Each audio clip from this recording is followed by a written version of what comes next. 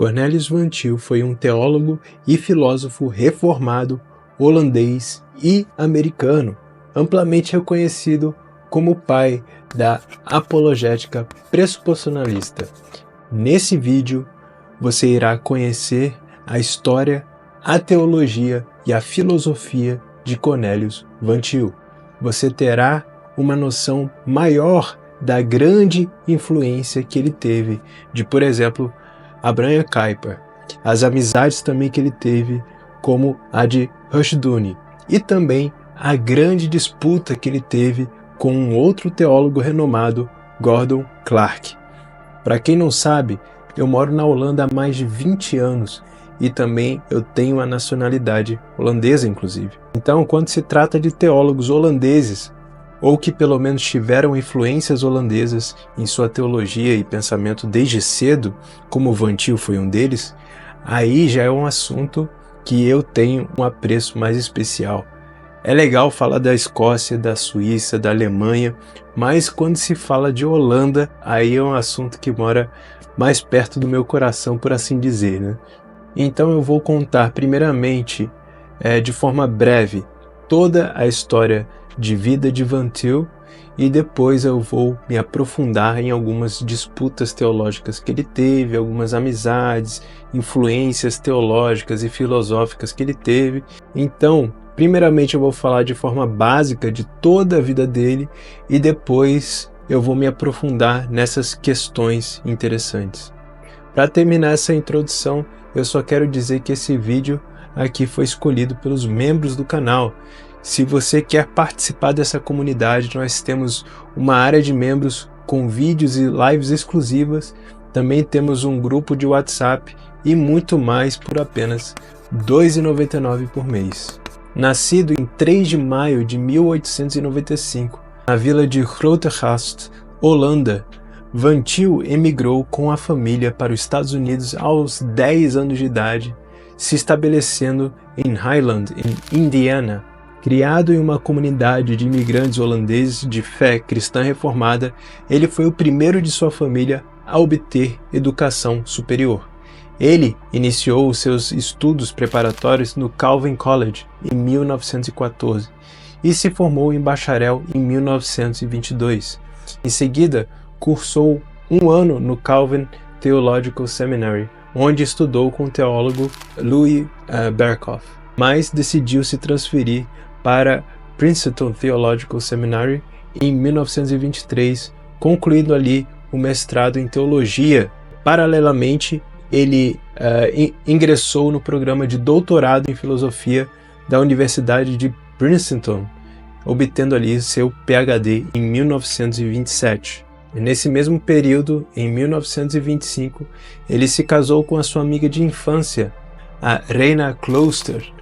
O casal teve um filho e o nome dele era Earl, que infelizmente faleceu em 1982.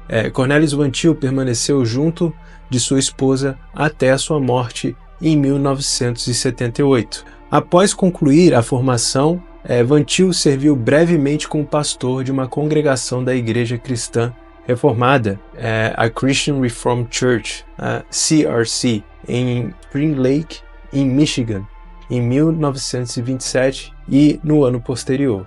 Em 1928, ele foi convidado a lecionar apologética em Princeton, obtendo 1 ano de licença de sua igreja para atuar como professor assistente. No ano seguinte, Princeton lhe ofereceu um cargo efetivo como de professor, mas Van Til recusou devido às mudanças teológicas liberais que estavam acontecendo naquela instituição. Em 1929, ele se uniu ao grupo dissidente conservador liderado por Gresham Machen para fundar o Westminster Theological Seminary na Filadélfia, uma instituição fiel à ortodoxia reformada.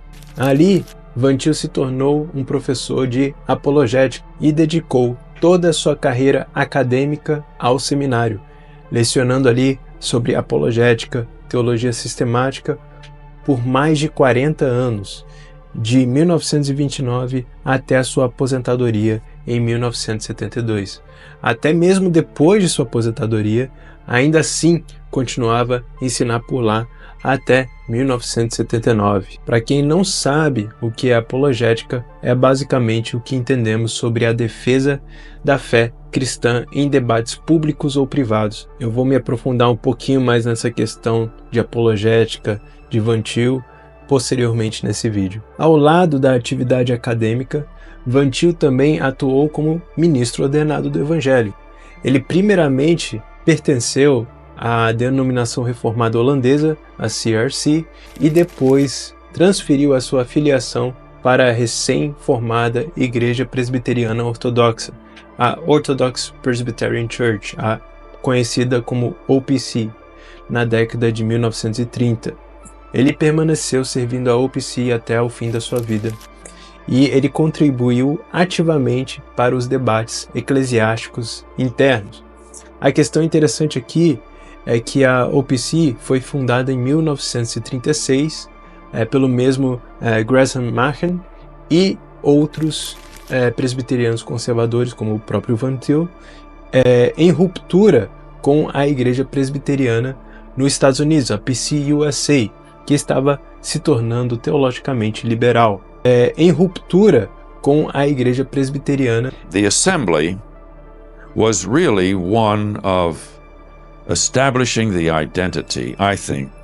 That was the characteristic thing of the assembly in my judgment. It was establishing the character of what was going to be the Orthodox Presbyterian Church. In its opening declaration, it was forthrightly that we are going to stand on the Bible as the Word of God and on the Westminster Standards as expressing the content of the Bible. And you could just sense that we have something here, something that we can really give our lives to. E desde o início, a OPC se comprometeu com a autoridade suprema das Escrituras, por exemplo, a teologia dos padrões originais de Westminster de 1646 e um sistema eclesiástico presbiteriano, bíblico e confessional. E eu disse aqui padrões originais de Westminster porque a PCUSA, que inclusive foi o gancho do início da história da IPB no Brasil, optou por alterar esses padrões, usando documentos diferentes do que os originais eram na época. Eu já fiz alguns vídeos, inclusive sobre isso no canal.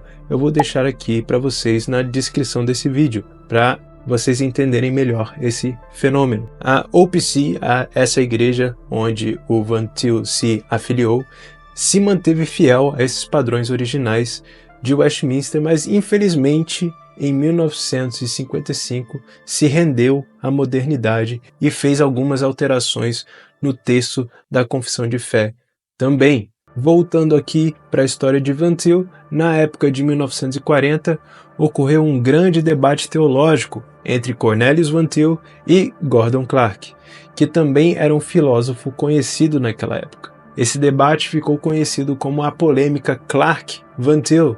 Ele foi acerca da incompreensibilidade de Deus. Nesse confronto, ambos os lados defenderam visões diferentes sobre até que ponto a mente humana pode conhecer os pensamentos divinos e, segundo o teólogo John Frame, nem Van Til e nem Clark estavam em seu melhor momento nesse debate e nenhum deles entendeu completamente a posição do outro. A gente vai falar mais profundamente sobre esse debate mais tarde no vídeo. Apesar dessas controvérsias, Van Til se manteve como uma figura renomada na OPC e no seminário Westminster, vindo a se aposentar formalmente em 1972. Ele recebeu reconhecimentos acadêmicos, incluindo 2 doutorados honorários, em razão de suas contribuições à teologia e filosofia da religião. Cornelius Van Til faleceu no dia 17 de abril de 1987, na Filadélfia, aos 91 anos de idade, deixando um importante legado no campo de teologia reformada e da apologética e da filosofia cristã. Agora vamos embarcar aqui nas suas posições teológicas, vamos falar um pouco de conservadorismo e também sobre as suas polêmicas ok? Então, teologicamente, Van Til sempre se apresentou como um calvinista confessional. A sua obra, a sua vida não podem ser compreendidas a parte de sua identidade como aquele típico conservador holandês. Ele era sempre fiel às confissões reformadas clássicas, a Confissão de Westminster e as 3 formas de unidade, a Confissão Belga, o Catecismo de Heidelberg e os Cânones de Dort. E via a si mesmo como um continuador da tradição teológica da Reforma, holandesa também, inclusive, mas também seguindo ali, como os holandeses seguiam, a linha de Calvino e de grandes teólogos calvinistas posteriores, especialmente os holandeses, como Abraham Kuyper, o Hammer Bavinck, e também como os presbiterianos de Princeton, como B.B. Warfield e Gerardus Voss. A gente tem que entender que Van Til não buscava introduzir doutrinas inovadoras, pelo contrário, seu objetivo era apresentar uma expressão rigorosa e consistente da fé reformada, aplicando os princípios tradicionais aos novos desafios intelectuais da sua época. Ele sustentava integralmente os pilares do calvinismo, ou seja, a soberania absoluta de Deus, a depravação total da humanidade, a necessidade da graça para a salvação e a autoridade suprema das Escrituras, e ele se esforçou para demonstrar que somente uma teologia baseada nesses fundamentos poderia então enfrentar adequadamente as filosofias e as incredulidades modernas. No contexto eclesiástico e acadêmico do século XX, Van Til se envolveu em algumas controvérsias teológicas marcantes, em parte por enfatizar aspectos do pensamento reformado que nem todos seus colegas consideravam da mesma forma. Uma das disputas mais notórias, que já foi mencionado aqui antes, foi o caso de Clark Van Til, que gerou em torno do conceito da incompreensibilidade de Deus. Van Til defendia que existia uma diferença qualitativa entre o conhecimento de Deus e o conhecimento humano, todo o saber humano é analógico, uma vez que Deus é o Criador onisciente e nós somos criaturas finitas. Assim, a gente nunca vai conhecer qualquer coisa exatamente da mesma forma que Deus conhece. Gordon Clark, por sua vez, insistia que, embora o nosso conhecimento seja limitado, podemos conhecer verdades que Deus também conhece, por exemplo, as proposições bíblicas, ainda que não de forma exaustiva. O debate ali se tornou acirrado, a ponto que houve um julgamento eclesiástico na UPC, entre 1944 e 1948, com Van Til e outros professores de Westminster até mesmo se opondo à licença ministerial de Gordon Clark. A igreja acabou recebendo Gordon Clark, mas o episódio ali revelou vários mal entendidos, e isso gerou várias divisões também na igreja, consideráveis até. E essa polêmica acabou expondo uma postura rigorosa de Van Til, em tentar preservar aquele mistério de Deus e a sua transcendência divina também. Uma ênfase teológica conservadora, que alguns ali julgaram até de forma excessiva, essa análise de Van Til, mas que para ele, naquela época, era necessária para evitar qualquer tipo de traço de racionalismo na teologia. In this context, the famous Van Til-Clark debate arose. At issue was the nature of reason in God and in man. Was reason essentially the same for God and man, as Clark said? Or was man's knowledge similar to, but not identical with, God's knowledge, as Van Til held? Although many played down the significance of this debate, those involved most directly in it saw it to be of great importance. In the balance rested the certainty of man's knowledge and the creator-creature distinction. Well, Dr. Clark was a trained philosopher, and he liked logic. He would say things like this: "In the beginning was logic, and God was with logic, and God was logic." He would also come to the position that there's no such thing as the fiducial element in faith. Now, the fiducial element is the element of trust. I feel it's most important in the doctrine of faith to recognize that faith is trust in a person. This I learned from John Murray. But Dr. Clark attacked that view of John Murray in at least 3 different books. He wanted to do away with the idea of trust in a person as the essence of faith. He wanted to confine faith to rational assent. Particularly, however, the problem with him was about the incomprehensibility of God and other doctrines as well. I think it's exceedingly important to hold to the doctrine of God's incomprehensibility. That sounds like a hard thing to talk about. It simply means that we as creatures cannot know God and His truth comprehensively. We are only creatures. God is the creator. God is God, and we are just men. We're finite. He is infinite.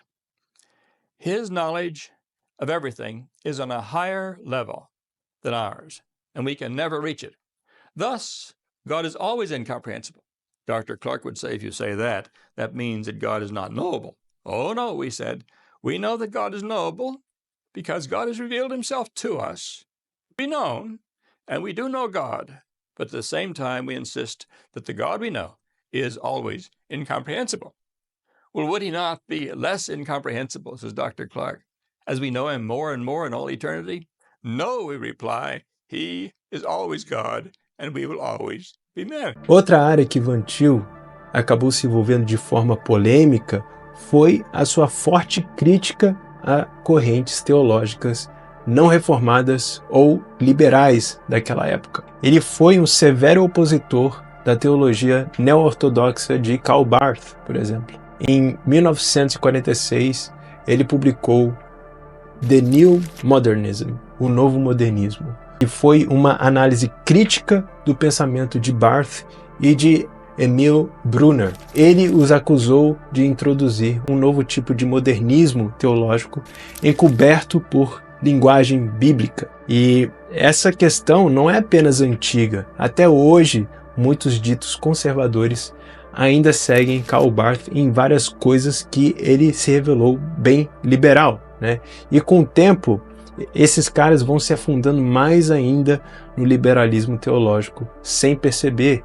E eu acredito aqui que Van Til foi rápido em reconhecer o que Karl Barth pregava, né, tão sutilmente, né, que algumas heresias ali estavam sendo pregadas por ele também, de forma bem sutil. E ele foi bem eficiente em defender a fé reformada também. Mais tarde, em 1962, Van Til expandiu essa crítica contra o Barth e ele escreveu Christianity and Barthianism. E Van Til considerava que Barth questionava e queria destruir a noção reformada de revelação proposicional infalível. E seu ataque vigoroso foi visto por alguns como controverso, com críticos alegando que ele, por vezes, fazia uma caricatura da posição barthiana. Ainda assim, muitos conservadores apoiaram a sua defesa rigorosa da ortodoxia bíblica contra o que ele entendia ser um modernismo disfarçado. E vale a pena aqui citar uma curiosidade de Van Til. Apesar de ter escrito muitos materiais teológicos e filosóficos que são ricos, a sua linguagem era muito complexa e às vezes até mesmo confusa. E eu pessoalmente atribuo isso ao fato dele ser holandês, né? Vale a pena lembrar que ele foi para os Estados Unidos com 10 anos de idade. Isso fez com que ele carregasse uma bagagem da língua holandesa que tem estruturas gramaticais diferentes, né, para o inglês. O pensamento filosófico em geral, né, holandês é algo bem distinto também. A Holanda tem uma história muito rica na sua teologia, na sua filosofia. Então, quando você lê Van Til, muitas vezes é recomendado que também se lê teólogos como John Frame e Greg Bunson, que tem uma linguagem simples e explicam melhor o contexto da filosofia vantiliana, o contexto da teologia e da filosofia holandesa. Eu consigo me enxergar um pouco aqui em Van Til também. Eu vim para a Holanda com 3 anos de idade, meu português até hoje influencia a forma que eu falo holandês e vice-versa também, é verdade. Agora, vamos falar um pouco aqui sobre a sua apologética, a sua forma de defender a fé cristã. Quando falamos sobre isso, Van Til também chocou apologistas cristãos tradicionais daquele tempo ao rejeitar a pretensa neutralidade nas evidências. Enquanto boa parte dos teólogos renomados antigos, como por exemplo B.B. Warfield, aceitava o uso de provas racionais e evidências históricas em defesa da fé cristã, Van Til argumentou que, devido ao pecado, não existe terreno comum neutro onde os crentes e os descrentes possam concordar. Ele negava que o ser humano caído pudesse, por si só, interpretar corretamente a revelação geral de Deus na natureza. Assim, ele criticava os evidencialistas na apologética por concederem indevidamente pressupostos ao não crente. Cornelius Van Til entendia que nós, crentes, deveríamos viver a Bíblia. Se Deus diz que ele criou o mundo, por que deixaríamos o incrédulo assumir que Deus não criou o mundo? Não devemos questionar de onde ele tirou essa ideia, de como ele chegou a essa conclusão, e na verdade é uma conclusão falaciosa.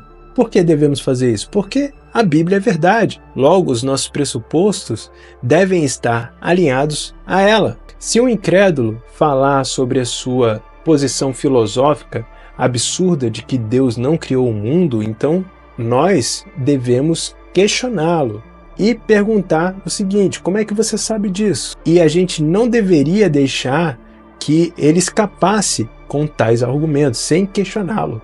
Isso é dar munição apologética a um incrédulo.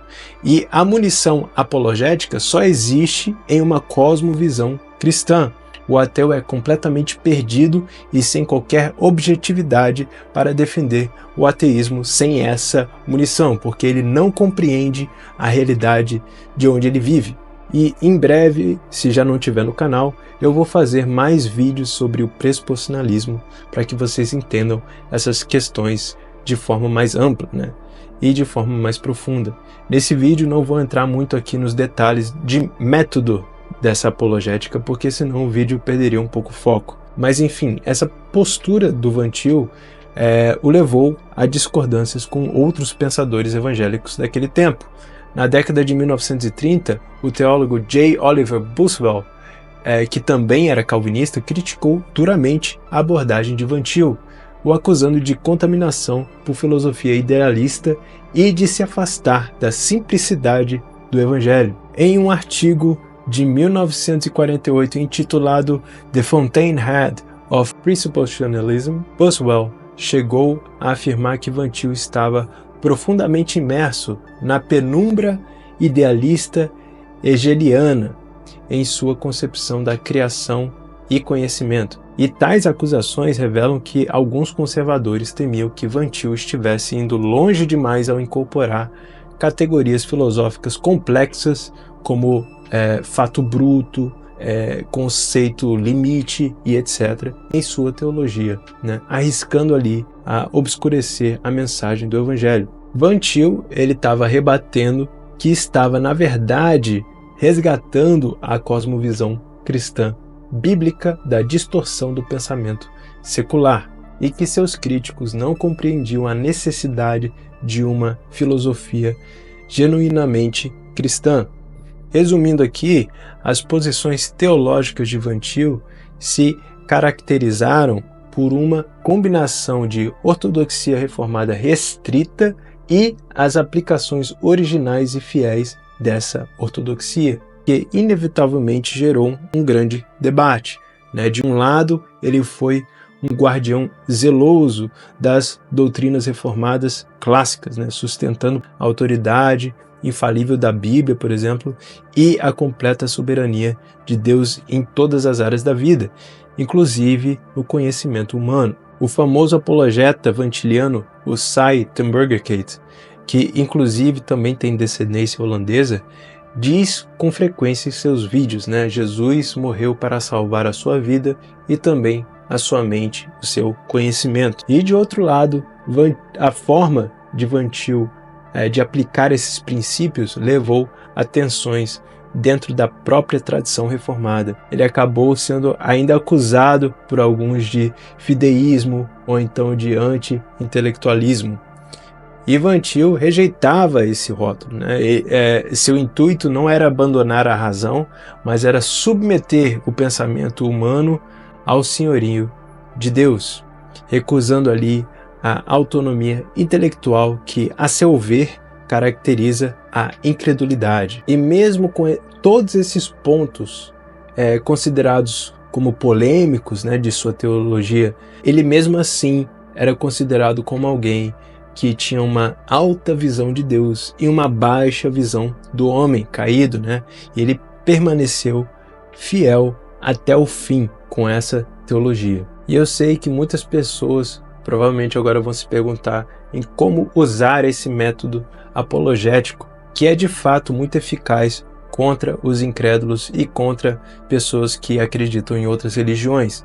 E eu tenho um canal de YouTube onde eu tenho vídeos desse método apologético sendo utilizado, onde você vê ateus, incrédulos sendo facilmente refutados. Eu vou deixar aqui também na descrição desse vídeo para vocês verem. Agora vamos falar aqui um pouco sobre as posições filosóficas e a influência na teologia e apologética que Van Til teve.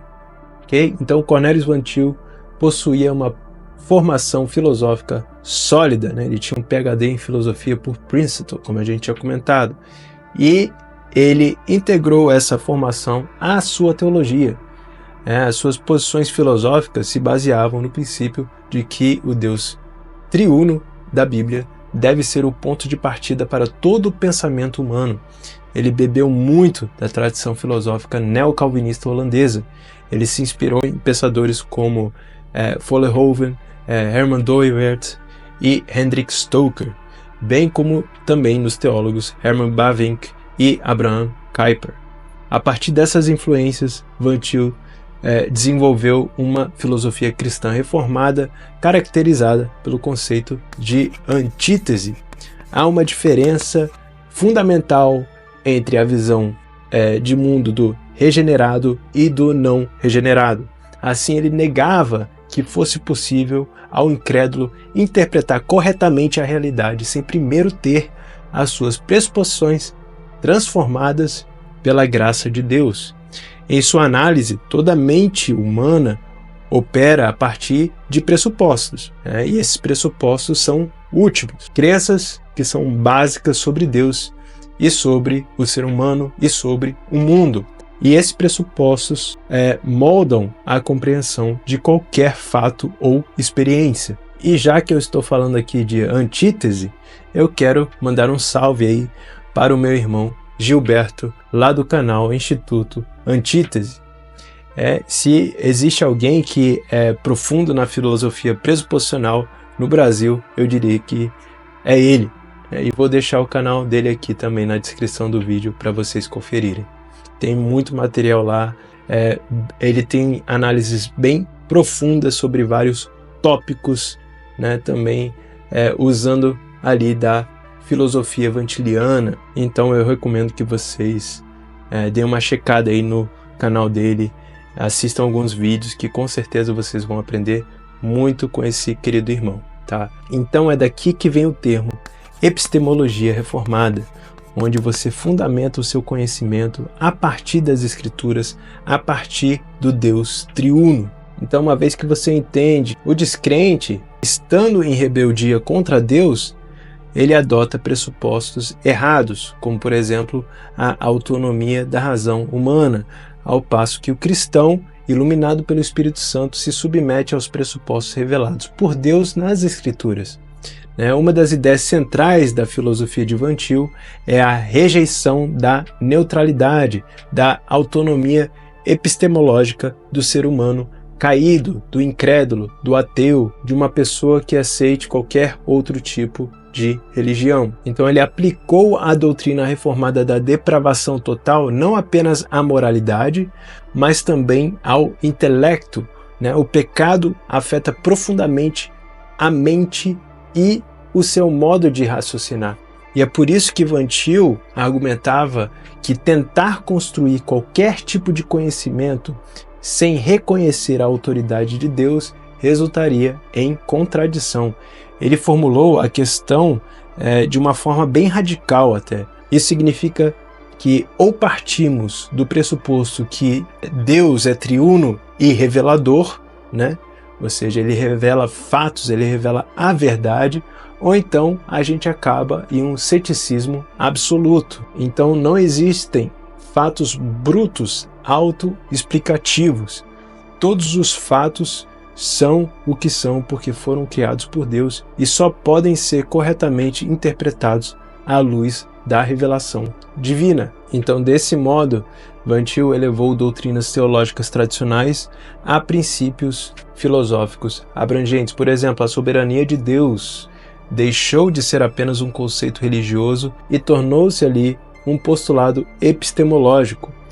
É Deus a fonte de toda a verdade. A doutrina da Trindade foi apresentada então como solução do clássico problema filosófico do um e muitos. Isso é, a harmonização da unidade e diversidade na realidade. E também a noção da graça comum, a graça de Deus que também é apresentada ao ímpio de diferentes formas, de uma forma não salvífica.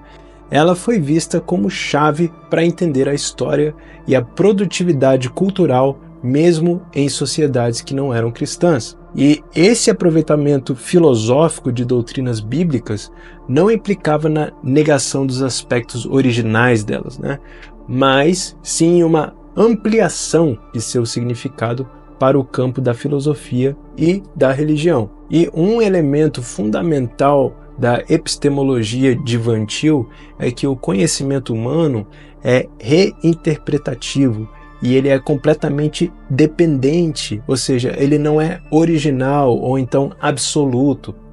E isso decorre do distinto papel entre o Criador e criatura. Deus, o Criador, é o único que conhece todas as coisas de forma exaustiva e de forma verdadeira em si mesmo. Nós, por um outro lado, como criaturas, só conhecemos algo de modo verdadeiro se pensarmos os pensamentos de Deus depois dele. Então isso significa que a gente interpretaria a realidade conforme a revelação de Deus. E é por isso que Van Til enfatizava que todo o nosso conhecimento é analógico, em relação ao conhecimento divino, uma cópia finita e derivada do padrão infinito do saber de Deus. E essa visão estava diretamente ligada à doutrina da incompreensibilidade divina. Deus é plenamente conhecível apenas por Ele mesmo. O ser humano pode conhecê-lo verdadeiramente, mas nunca de forma exaustiva ou de modo igual ao próprio Deus. E essa perspectiva levou Van Til a ter cautela com qualquer filosofia que sugerisse que a razão humana pudesse julgar Deus ou sua palavra como instância última. Na prática, ele ensinava que o cristão deve submeter as faculdades intelectuais à revelação bíblica, adotando ali propositalmente os pressupostos que Deus mesmo nos dá. Por exemplo, a existência de Deus, a criação, a providência, a queda, a redenção, como também o fundamento para pensar sobre qualquer assunto. A influência dessas posições filosóficas na teologia e apologética de Van Til foi algo muito profundo. Em primeiro lugar, ele aboliu a separação metodológica entre teologia sistemática e apologética. Ele insistia que defender a fé apologética é simplesmente o desdobramento coerente de afirmar a fé, a teologia.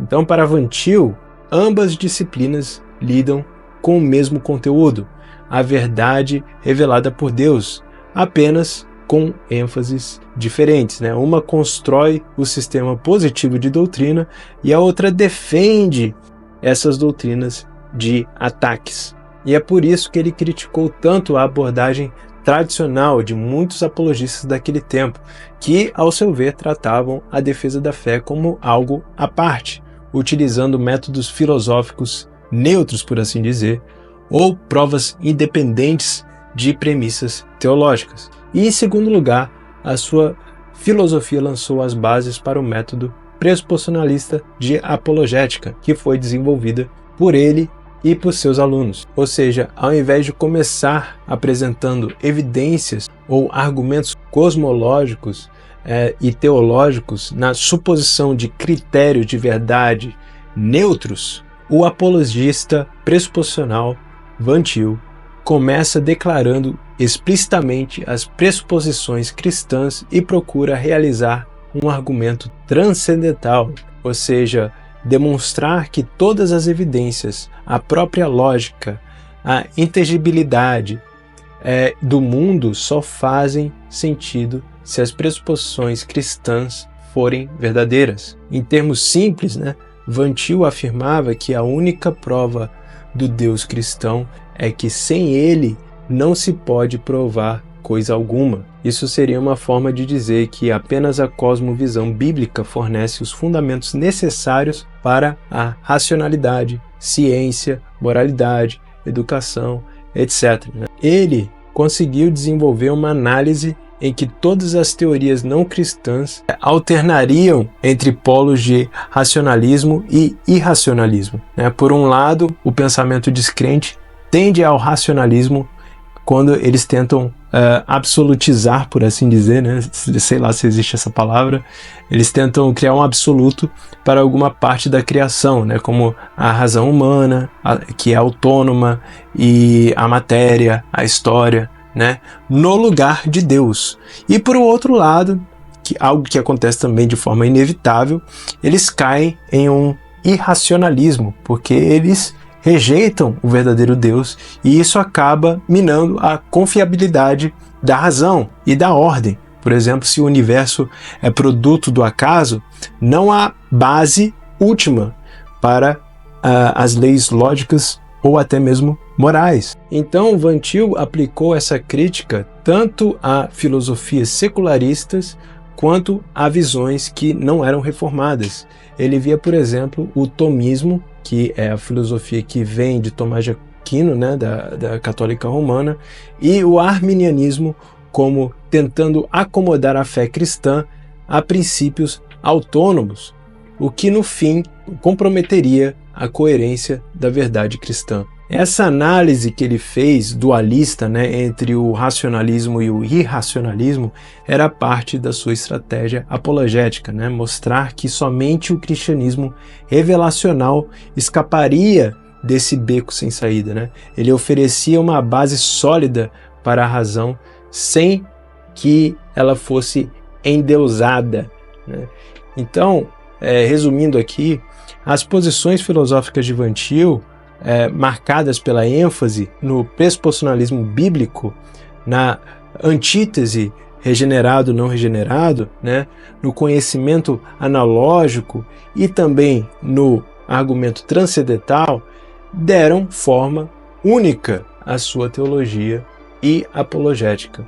E ele manteve os conteúdos do calvinismo clássico, mas frequentemente reformulou questões tradicionais sobre categorias que eram filosóficas e apologéticas. E isso levou John Frame a comentar que as contribuições de Van Til ao pensamento cristão foram comparáveis em magnitude às de Immanuel Kant, a filosofia não cristã.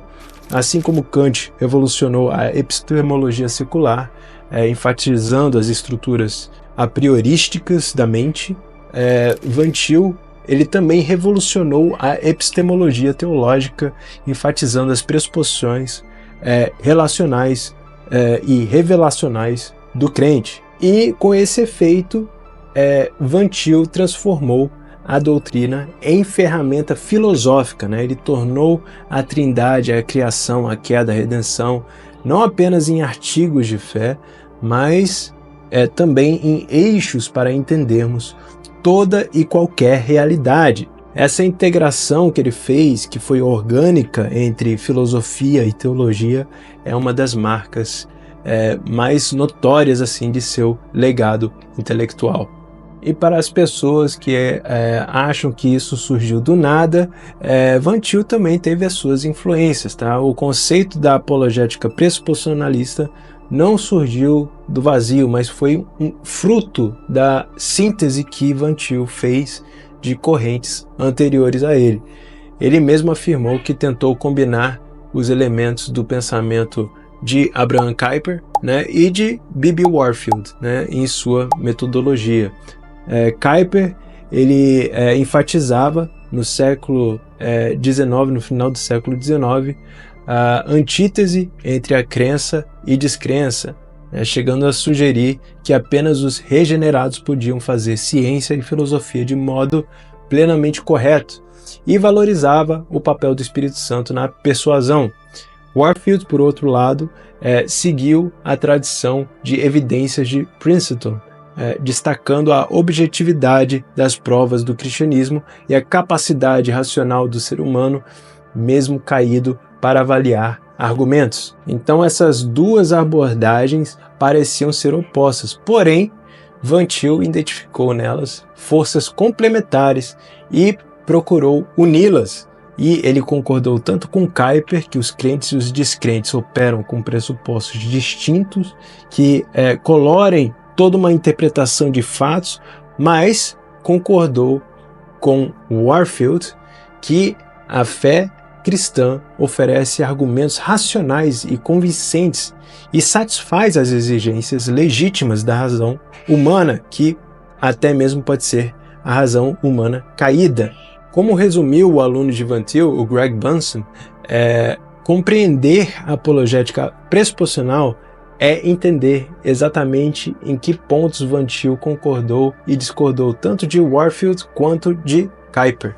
Em outras palavras, Van Til tomou a consciência kuiperiana da diferença de cosmovisão e uniu-a à convicção warfieldiana de que o cristianismo é intelectualmente defensável e verdadeiro, produzindo um método que recusa a neutralidade sem recusar a racionalidade. Além de Kuyper e Warfield, Van Til também foi influenciado por filósofos cristãos reformados contemporâneos, especialmente seus contemporâneos holandeses, o Herman Dooyeweerd, por exemplo, o Vollenhoven, que trabalhavam nos Países Baixos em uma filosofia cosmonômica, né? Eles inspiraram Van Til a ver uma estrutura religiosa por trás de todo o pensamento humano.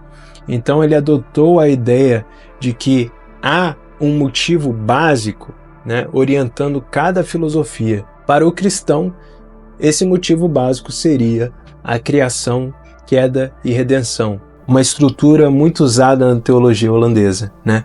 Para o não cristão, seria alguma coisa para substituir isso de uma forma que seja idolatria, né?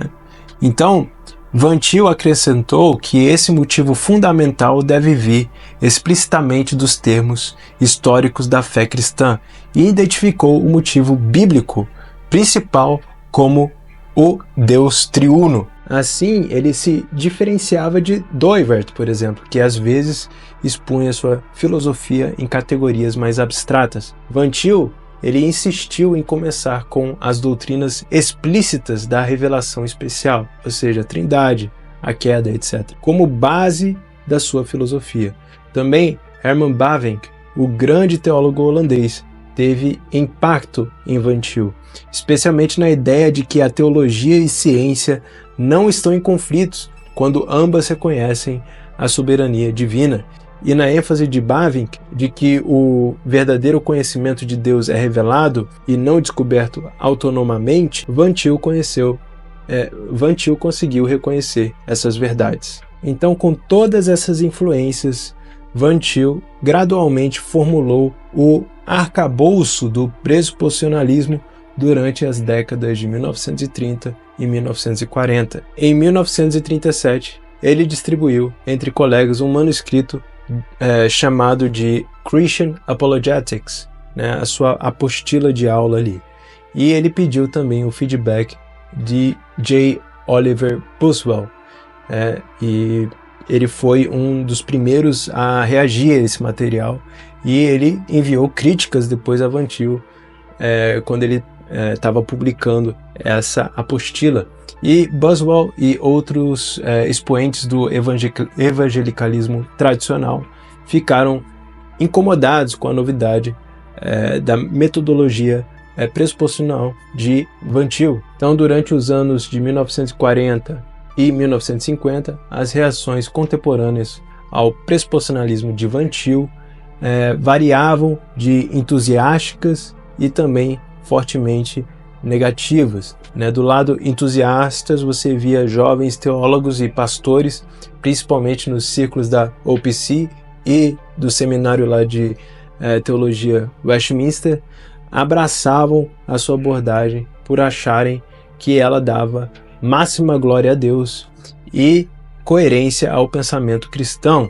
Já do lado crítico, né, houve quem acusasse Van Til de flertar com irracionalismo ou de tornar a apologética algo inacessível ao crente. O próprio Buswell, ao criticar o livro Common Grace de Van Til, alegou que a sua filosofia estava corrompendo a mensagem cristã com elementos do idealismo alemão, por exemplo. Para Buswell e outros fundamentalistas, eles insistiam que o incrédulo não consegue saber nada sem pressupor a Deus, soava como negar a capacidade de comunicação do Evangelho.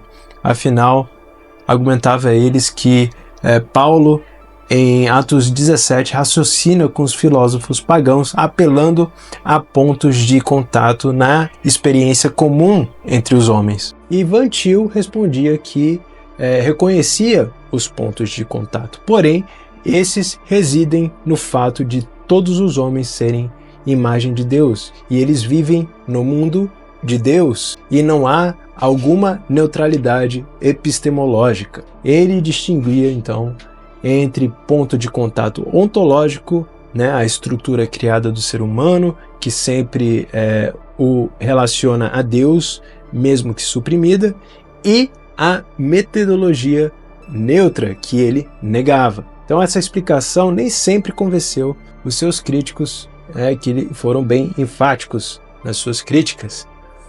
Outro ponto, outro foco de resistência foi a comunidade reformada holandesa nos Estados Unidos. Alguns líderes da Igreja Cristã Reformada, ligados ao seminário Calvin e à tradição kuiperiana mais velha, chegaram a divergir também de Van Til. Houve debates ali entre Van Til e os teólogos holandeses americanos em meados do século XX sobre a graça comum, sobre a apologética, entre outras coisas, E Van Til escrevia artigos em inglês e holandês, desafiando tanto o liberalismo teológico quanto o separatismo extremo de certos grupos. E, em resposta, recebeu réplicas de várias pessoas, como, por exemplo, alguns artigos de jornais, como The Banner, ou então The Torch and Trumpet. De modo geral, embora Van Til considerasse estar seguindo Kuyper, alguns kuiperianos mais antigos o acharam radical. Por exemplo, aqueles que eram vistos na época como hipercalvinistas, como, por exemplo, Hermann Huxman, que repudiava a própria doutrina da graça comum, via que Van Til era suspeito por manter a doutrina da oferta genuína do Evangelho aos não eleitos, mesmo enquanto negasse que houvesse uma neutralidade neles. Então, Van Til se encontrava ali numa posição singular. Ele era kuiperiano demais para os tradicionalistas, como Buswell, e ele era moderado demais para os seguidores estritos de Kuyper, como Huxman. E essa situação fez com que Van Til frequentemente trabalhasse de forma isolada, e mesmo assim ele trouxe grande influência, ele perseverou, né? Ele lapidou, ele ensinou a sua abordagem ao longo das décadas e obteve muitos seguidores, que também iam na contramão de diferentes movimentos. Nos anos de 1960, o pressuposicionalismo vantiliano começou a ganhar reconhecimento mais amplo, em parte graças aos esforços dos seus alunos, né? Autores como Francis Schaeffer, que também popularizaram algumas ideias pressuposicionalistas, né? Embora Schaeffer adaptasse ali o método e Van Til tivesse ressalvas quanto à consistência dele, né? Ele mesmo assim ajudou muito o movimento a crescer. Outro discípulo também, o Edward Carnell, né, tentou combinar o pressuposicionalismo com métodos evidencialistas em sua própria apologética, algo que Van Til avaliou criticamente também. No entanto, foram principalmente o Greg Benson e o John Frame, na geração posterior, que se tornaram os principais defensores e intérpretes de Van Til, consolidando ali seu legado apologético. Benson, por exemplo, ressaltou que o argumento transcendental, isso é, argumentar que sem Deus não há fundamento para lógica, ciência, moral, etc., é o âmago do pressuposicionalismo, e foi a grande contribuição de Van Til para a apologética.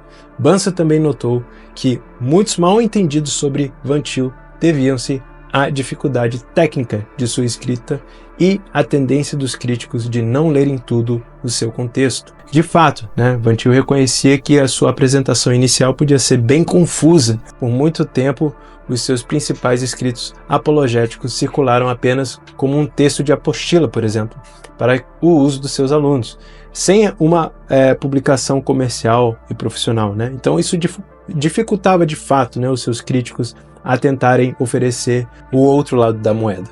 E somente a partir de 1955, com a publicação de The Defense of the Faith, é que o seu sistema apologético completo ficou disponível ao público maior. Mas ainda assim, alguns dos seus críticos não cessaram de fazer comentários negativos ou então atacar espantalhos. E até hoje alguns filósofos cristãos criticam o pressuposicionalismo, por exemplo, o doutor D.R. Trethewey, que descreveu o sistema de Van Til como nada mais que um irracionalismo transcendental dogmático com rótulo cristão, né? Um julgamento que foi bem severo, né? E tais críticos argumentam que Van Til, ao descartar a metodologia clássica, isolou a fé de uma pesquisa racional. Em contrapartida, os defensores de Van Til respondiam que ele forneceu uma pesquisa ainda mais profunda ao nível dos próprios pressupostos da razão.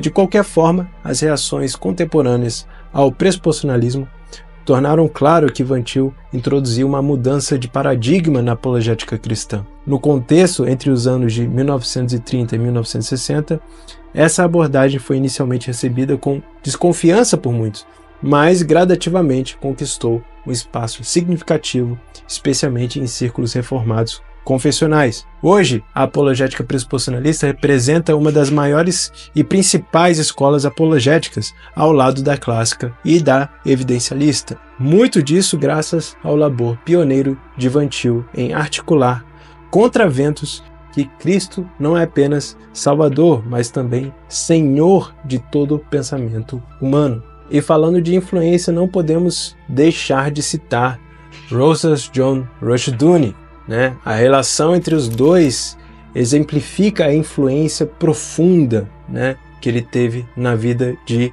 Rushdoony, mas também as tensões potenciais, né, entre o mestre e o discípulo quando aplicam o pensamento em campos distintos.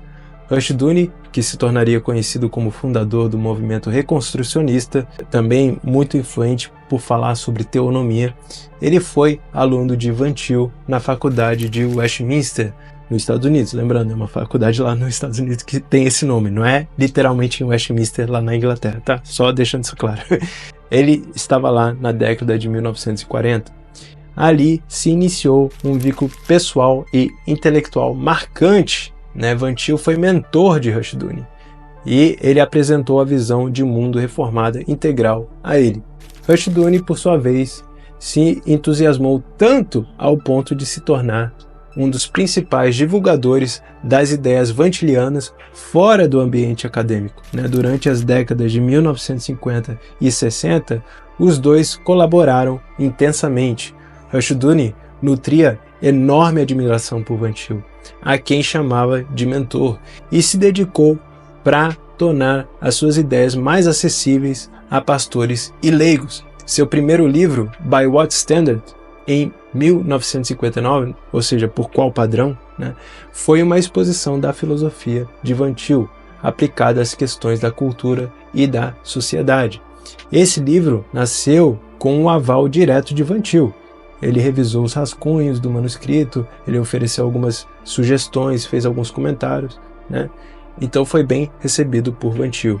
E, para falar a verdade, Rushdoony frequentemente atuou também como editor e organizador dos escritos do próprio Van Til. Então, muitas das apostilas e os ensaios de Van Til careciam de um polimento literário, deveria existir ali uma coesão temática, e Rushdoony auxiliou muito bem, reunindo e editando materiais dispersos de Van Til.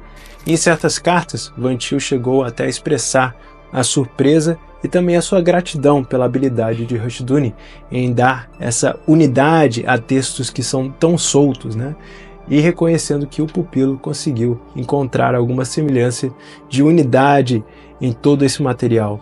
Essa confiança ficou clara quando Van Til disse a Rushdoony que fizesse todas as mudanças que considerar necessárias em um manuscrito que ele tinha enviado a ele. Ou seja, Van Til confiava no julgamento editorial do discípulo e praticamente o via como um co-trabalhador em sua produção escrita. E essa colaboração tão íntima atingiu seu ápice nos anos 60. O período que Rushdoony frequentemente palestrava publicamente defendendo a abordagem pressuposicional em nome de Van Til. Mas foi nesse meio de caminho aí que começou a surgir algumas diferenças de perspectivas, Quando Rushdoony começou a ter uma atuação mais ativista, assim, pelo Van Til. Então, Rushdoony, ele era um homem de ação, ele era interessado em reformas educacionais, políticas, jurídicas, baseadas na cosmovisão bíblica, usando esse padrão pressuposicionalista.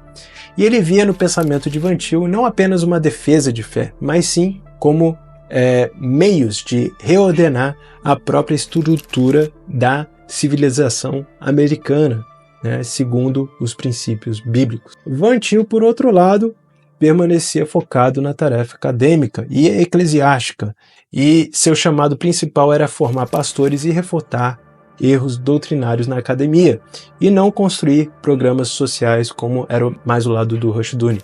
Essa diferença de objetivos levou algumas pequenas tensões.